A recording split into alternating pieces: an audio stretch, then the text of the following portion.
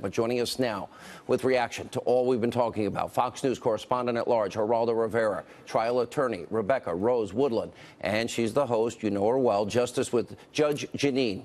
Judge Jeanine Pirro is with us. Let me start with you.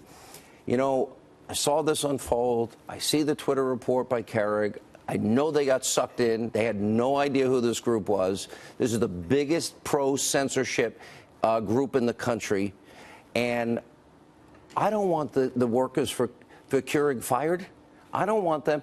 Now, unbeknownst to me, my people that love this show, love this channel, see it, they say, fine, if you're going to pick sides, they advertise on MS, on CNN, everywhere. Yeah. Everybody loves coffee, no matter your political views, Judge. I drink a ton of it. I don't start my day without it, Sean. But here's what we saw. America gets it. America gets that what is happening now is that the left is not only trying to shut down the right on college campuses with their safe spaces and all that other nonsense, but they are trying to shut us down. They are trying to prevent people from watching us, trying to get us fired. And they are using people like Carrig and all those other like coffee companies or coffee maker companies from, you know, making us or allowing us to be on television. We are on television because people advertise on our shows. Conservatives drink coffee, liberals drink it. You know, I got to give the CEO of Keurig. Yep. And I was inclined to just keep going with this. Yep. But I stopped when I saw his statement. I said, you know what? He was a victim here. They don't understand the bot programming. They don't understand the agenda, you know. But the fact that the left is so anti-free speech today, when all these attacks against conservatives come up, you know who never speaks up? Liberals. I thought they were free speech. You know, they're not. Because they would be supporting the right of people to watch this show and advertisers to freely watch this show. They're silent. What do you make of that? Well, what we make of it is that there's a First Amendment in this country, and the First Amendment is there for a reason. The Founding Fathers and the Constitution clearly states that there can be two sides. Let's let everyone have a freedom of speech. That's what democracy is. If we don't have freedom of speech, what does it become? Fascism, socialism. The point of freedom of speech is so that people can hear views, people can understand and make their own evaluations. Nobody has to watch this show, but by the way, never tune out.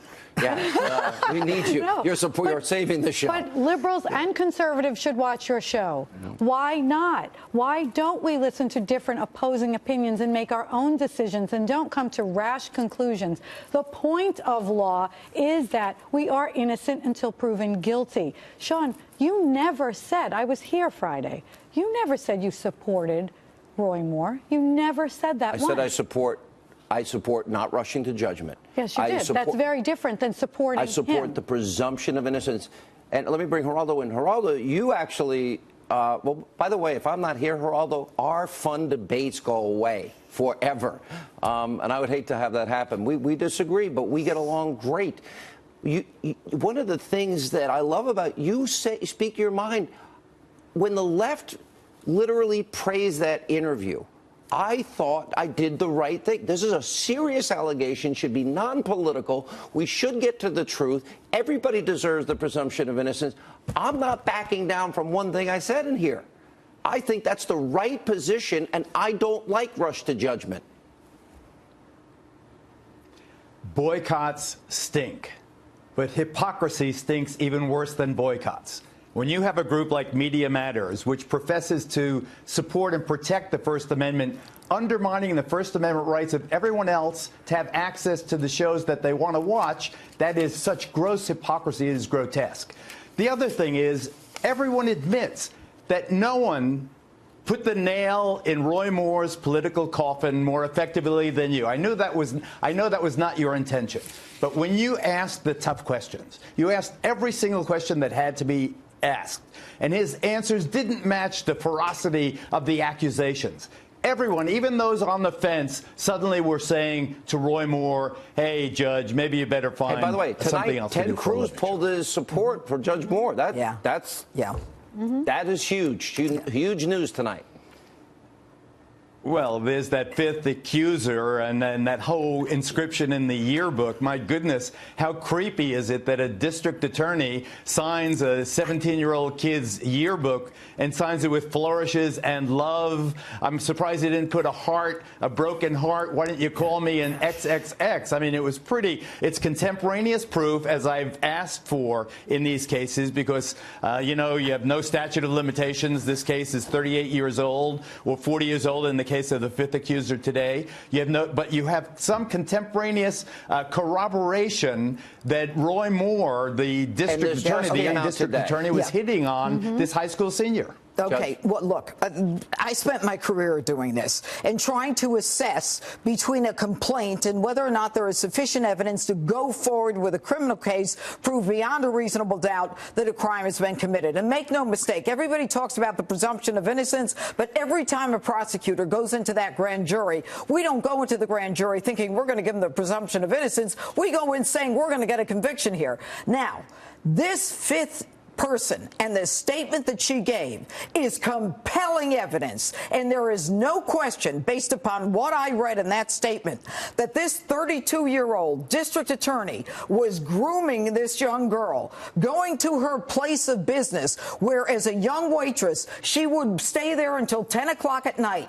He was there in the same seat every night, waiting until she left. He complimented her. He touched her hair. He waited until she left and would leave when she left. He then talked about whether or not she would need a ride home. He took her home. He was targeting her, sizing her up, contemporaneous, confirming, corroborating evidence in the yearbook. Love Roy Moore. It's all there.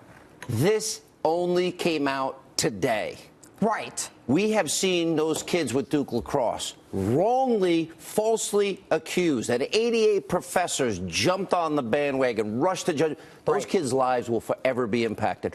That was a case. So is it wrong? You were convinced today, weren't you? It was today that I was convinced. It was. No, it's not just the yearbook. Look, women, young girls do not feel that in a situation where someone has power. But today was a tipping point for you. Today was a tipping. Who has more power than a sitting DA? That man has control over the grand jury. And don't rush to judgment in light of Clarence Thomas, in light of Duke lacrosse, in light of Ferguson, Trayvon. All these people are wrong so often. We cannot rush to judgment. But tonight tipped your balance. Today tipped it. I know this too well. Why don't we be clear? You didn't rush to judgment, but you put an interview on national television with all of the information. For many. It's not as if you didn't cover the story. You covered it clearly. You were so effective. You were better than any attorney I know in a cross-examination in the courtroom. By the way, why am I in this business? But Sean, unbeknownst to you, you tipped the scales. I asked, and to people in the business. Judge, it's too serious. This isn't a game. These are people's lives. You cannot. I am a father of a daughter. Right. I am a brother to sisters. Geraldo, let you weigh in. I think that when you mentioned the fact that you have a teenage girl and you found the whole concept of someone in his early 30s, particularly a person with authority and power like a district attorney dating someone your daughter's age, you would find that disgusting, outrageous. You would not tolerate it for a second.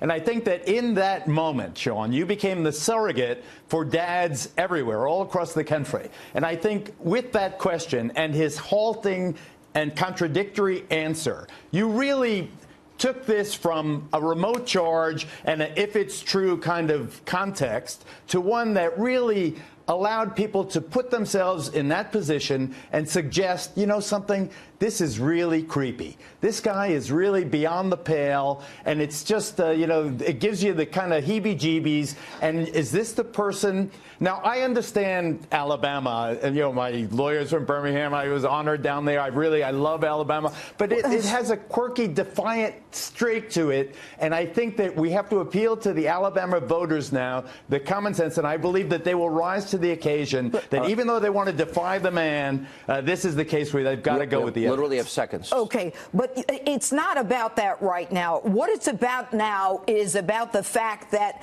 people will see this for what it is. This isn't about politics anymore. No. This is about people seeing as someone who is grooming a young woman and a sexual predator. Rebecca, exactly. Look, Friday, I had already determined that I didn't believe. Interesting. I did not believe him. I told Sean that, but that doesn't mean we don't cover it further. That doesn't mean we don't rush to judgment. Yep. But now today with this fifth accuser, You know I what? am even more certain. I have been more certain. right than wrong in most of my career because I don't rush to judgment. These are people's lives. There's a reason. One of the big 10 commandments is thou shalt not bear false witness. Because when that happens, it's bad. But if somebody's a predator, we got to get the truth. We don't need these people on the street. You spend a lifetime putting those people away.